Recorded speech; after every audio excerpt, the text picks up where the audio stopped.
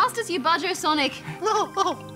In the early 90s, platforming greats like Sonic sometimes had to give way to a B team of action heroes. And one of those was Mega Man. Co-created by Japanese game director Keiji Inafune, Mega Man was a side-scrolling hit. And now Inafune-san has made a spiritual successor to that series of games with Mighty No. 9, a game developed with money contributed by fans who wanted to see it get made. And the end result is very similar to Mega Man in style and gameplay. You play an android named Beck, who is the 9th of the Mighty Number robots.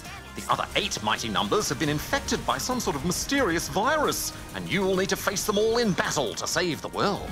Come on! Snap out of it! Now! And that means a lot of jumping and a lot of shooting. It's a very simple control scheme, with Beck only being able to shoot left and right. That's right, you cannot shoot at an angle or directly up.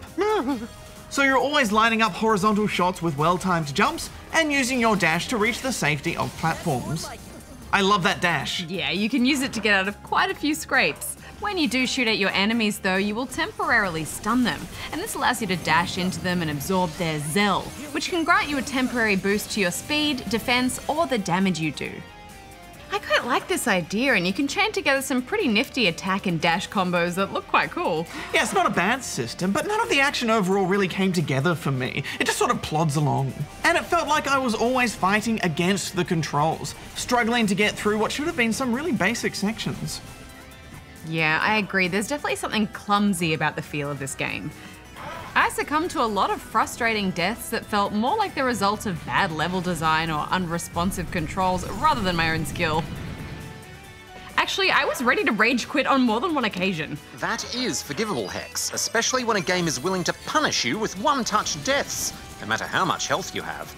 The main character, Beck, also has a limited number of lives, so even if you make it to the final boss fight of a level, failure will condemn you to replaying the entire level over again. Yes, and if the levels are really fun, I wouldn't mind that, but they're kind of lifeless. Such as this level with all the corridors we have to find Mighty No. 8. Oh, it was just endless running left to right through the same rooms again and again.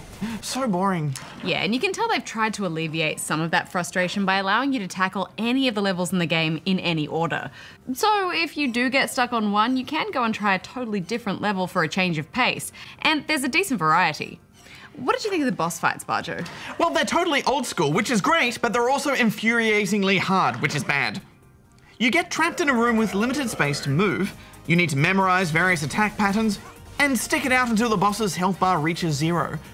These kind of end-of-level fights can be really tense when designed well, but these were so unfair that it wasn't satisfying to actually beat any of these bosses. It was just relief when it was finally over.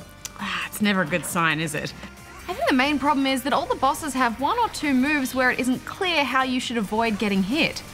And that just makes you rage. Well, if you want even more of a challenge, Mighty No. 9 includes an EX mode that puts Beck into virtual space to complete a number of obstacle courses, such as getting to the end of a level without attacking or dashing.